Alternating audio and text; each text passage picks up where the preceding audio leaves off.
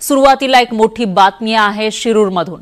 शिरूरच्या पिंपरखेड इथलं वन विभागाचं कार्यालय ग्रामस्थांनी पेटवले। त्याचबरोबर वन विभागाची कार सुद्धा संतप्त जमावानं पेटवली आहे। या भागामध्ये बिबट्याने एका 13 वर्षाच्या मुलावर हल्ला केला आणि यामध्ये त्या लहानग्याचा मृत्यू झाला। त्यामुळे ग्रामस्थ आक्रमक झाले।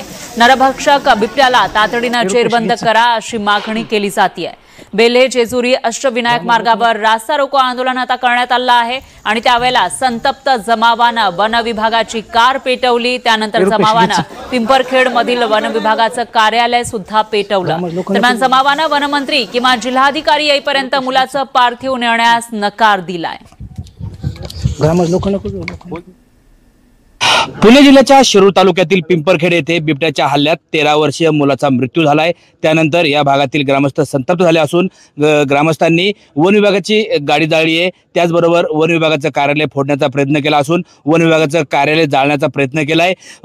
गेल्या 15 दिवसांमध्ये ह्या भागात ही तिसरी घटना आहे। 15 दिवसांमध्ये बिबट्याच्या हल्ल्यात या भागामधील 3 जणांना आपला जीव गमवावा लागलाय। त्यामुळे संतप्त झालेल्या ग्रामस्थांनी या ठिकाणी बेल्हे जेजुरी महामार्ग असेल किंवा अष्टविनायक महामार्गावरील रोडेवाडी फाटा या ठिकाणी गेले 1 तासभरापासून रस्ता रोको आंदोलन केलंय। तर बेल्हे जेजुरी महामार्गावरील पंचतळे या ठिकाणी हे आंदोलन सुरू आहे। ग्रामस्थ संतप्त झालेत आणि या संतप्त ग्रामस्थांचा रोष कुठेतरी या ठिकाणी वन विभागावरती असलेला पाहायला मिळतोय।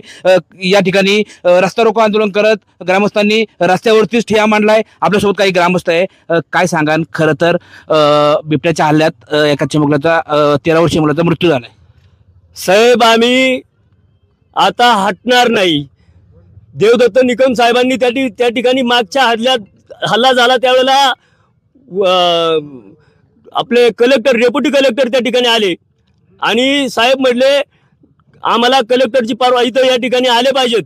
कलेक्टरची परवानगी देता आजही 8-10 दिवस होऊन गेलेत। आम्हाला कलेक्टर या ठिकाणी 1 दिवस सुद्धा भेट द्यायला येत नाही। साधं किती माणसं मारणार आहे तुम्ही? म्हणजे तुम्ही आम्हाला इथं या ठिकाणी भेट देणार आहेत? आम्हाला कळलं पाहिजे ना आमचं जीवन कसं आहे। तुम्हाला काय त्या एसी मध्ये जाऊन तुम्ही आज नुसतं छान छान गप्पा मारताय तिकडं। इथं आज आम्ही मरायला लागल्या दिवसा तुम्हाला सांगतो हल्ले होत आहेत। आज लहान मुलांना शाळेत कसं पाठवायचं हा प्रश्न दिवसा 4-3:30 वाजता तुम्हाला सांगतो दिवसा हल्ला झालाय। कशा पद्धतीने जगायचं लहान मुलांनी, कशा पद्धतीने ग्रामस्थांनी जगायचं आज आहे असा परिस्थितीत या ठिकाणी हवालदिल झालेली जनता आहे। खरं तर आता तुम्ही रस्ता रोको आंदोलन केले, नक्की काय मागणी कशासाठी रस्ता रोको आंदोलन आहे? आम्ही आता मंत्री आल्याशिवाय इथून हटणार नाही किंवा डेप्युटी कलेक्टरनी त्या दिवशी सांगितलं तसं कलेक्टर तरी आज इथं या ठिकाणी आल्याशिवाय। आणि या संदर्भात उपमुख्यमंत्री अजित पवार नेमकं काय म्हणाले तेही पाहूयात। ही दुर्दैवी घटना आहे।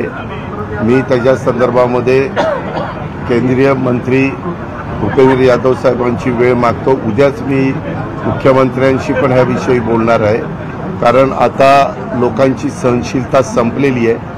लोकांनी खूप काही सहन केलं, फार घरात त्याच्यामध्ये मनुष्यहानी झालेली आहे। आणि याविषयी अधिक माहितीसाठी आपले प्रतिनिधी सचिन तोडकर हे थेट शिरूरमधून आपल्यासोबत जोडले गेले आहेत। सचिन, काय सांगाल, सध्याची काय स्थिती आहे? कारण वनमंत्र्यांना बोलवा असं ग्रामस्थ म्हणत होते, आक्रमक झाले होते, सध्या काय चित्र आहे? खरं तर ग्रामस्थ अजूनही त्यांच्या मागणीवरती ठाम आहेत। गेल्या 15 दिवसांमध्ये या भागामध्ये 3 जणांना बिबट्याच्या हल्ल्यात आपला जीव गमवावा लागलाय। त्यामुळे आज जो हल्ला झालाय, आज जो 13 वर्षाच्या मुलाचा जीव गेलाय, त्या मुलाचा जो मृतदेह आहे तो जागेवरती हलवून देणार नाही जोपर्यंत वनमंत्री किंवा जिल्हाधिकारी या भागात येत नाहीत। या मागणीसाठी ग्रामस्थांनी अजूनही रस्ता अडवून धरलेला आहे। बेल्हे जेजुरी महामार्ग असेल किंवा अष्टविनायक महामार्ग आहे, या महामार्गावरती जो रोडेवाडी फाटा आहे त्या चौकामध्ये ग्रामस्थांनी ठिय्या मांडलाय, संतप्त नागरिकांनी ठिय्या मारलाय। वाहनांच्या रांगा ज्या आहेत त्या 4ही बाजूनी 1-1 किलोमीटरपेक्षा जास्त वाहनांच्या रांगा लागल्यात। नागरिक संतप्त आहेत। पोलीस प्रशासन सर्व याच्यावरती लक्ष ठेवून आहे। वन विभाग मात्र या ठिकाणी आलेलं नाहीये। बरोबर आहे सचिन, त्यामुळे आता या ग्रामस्थांची मागणी मान्य केली जाते का आणि मुख्यतः बिबट्याचा बंदोबस्त केला जातो का ते बघावं लागेल। धन्यवाद तुम्ही दिलेल्या या सविस्तर माहितीसाठी।